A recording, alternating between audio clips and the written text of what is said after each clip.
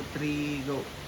Good day, Madam Marcentana. Studenters pupuntasan sa Pasig, particularly from BSN 1 vendor. So for today's return demonstration, I will be doing the return demonstration of checking dates. So I will now start. Hi sir, may kami po. Hi sir, Madam Marcentana. Studenters pupuntasan sa Pasig. As for name, birthday age, please. I'm Gabriel Cruz, 18 or born on June 27, 2000. Hi sir, can you show me anything po?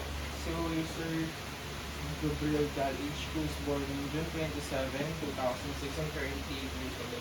Sir. Okay, sir. So the physician asked me to do an assessment po of your ears. Is that okay for you, sir? Okay, sir. So I will now provide privacy commendation for the patient. And also, perform an hygiene and blood gloves. So, sir, habang nagpo-perform po ako ng hygiene and blood gloves, meron lang po akong mga tanong po sa inyo, sir. Okay lang po ba, sir? So, first, sir, paano po yung paano natin? May na-notice po ba tayo na black and stars, black stars or red, bright red po na schools or tayo po natin? Wala naman po. How about any diarrhea or constipation po? This past week, wala naman po. Sir, how about po sa family history po of colorectal cancer? Okay po, sige po. Then, sir, basta lang po, meron po kayong abdominal pain right now. Wala. Hemorrhage po na po ba? So, sir, wala po. Since wala po kayong geniounitary examination file, so, tinanong ko po yung mga question na po. Kasi, sir, basta lang po, sinadiagnose po kayo natin na yung prostate po natin is enlarged. Wala.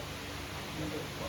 So, yun lang po for my questioning. I will now move on for the inspecting, palpating po ng iris po natin. So, suspect ko po siya, sir, kasawa ko po. Okay, sir. So, first, I'm gonna remove the drape of my patient. Move to the other side. By the way, the position that the patient I have is in the lateral system. So, sir, suspend ko na po yung cheek po ng bed po natin. Okay po. Okay po. So, I spread the cheeks of my patient. I can see that there's no signs of flakiness.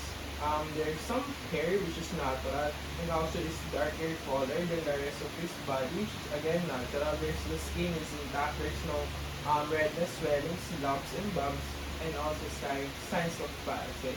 So, sir, spread ko po ulit, but this, umirik po tayo. No, this, okay, sir. 1, 2, 3, ere. Okay, that's done. Check for hemorrhoids. Sorry po.